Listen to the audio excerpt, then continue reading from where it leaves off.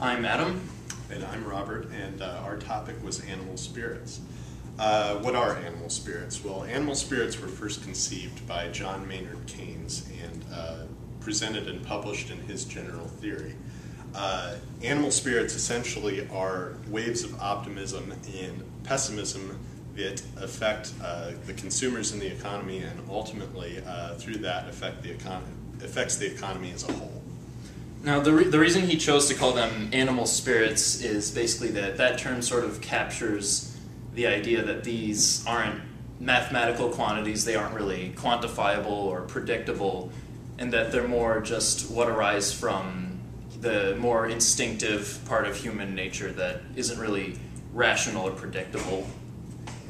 And basically this phenomenon was responsible for the dot-com bubble in the late 90s. Okay, what we're going to do here is we're going to start with the aggregate supply, aggregate demand model and show the effects of animal spirits with oil prices.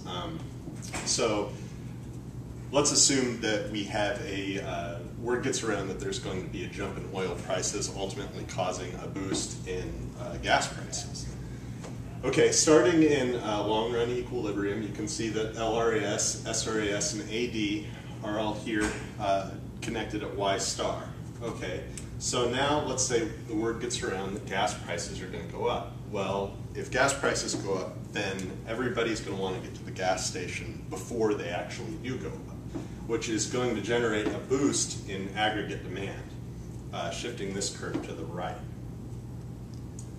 Now, ultimately, if demand goes up, then producers are going to know that they need to increase their supply, and they can actually sell it at a higher price, ultimately leading to a shift in short-run aggregate supply, shifting this curve to the left. So now you'll notice here that we started at this more normal price where everything's in equilibrium, and after we have this expectation of increasing oil prices, that's caused for there to be a new price up here. And so we have a positive change in the price. And you'll notice that that's exactly what the general public was expecting.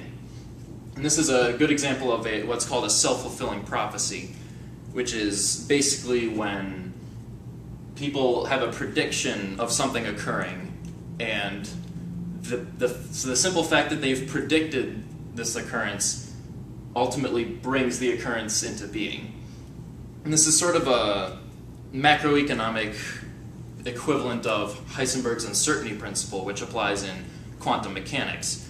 And in quantum mechanics, it's basically that if you observe a system, the simple act of observing the system causes the thing you're trying to measure to change. And that's really exactly what's happening here. People are trying to make a prediction about what's going to happen in the economy, and simply by making that prediction, they've changed what happens in the end. What this comes down to is that for macroeconomists, this is really just hard to predict.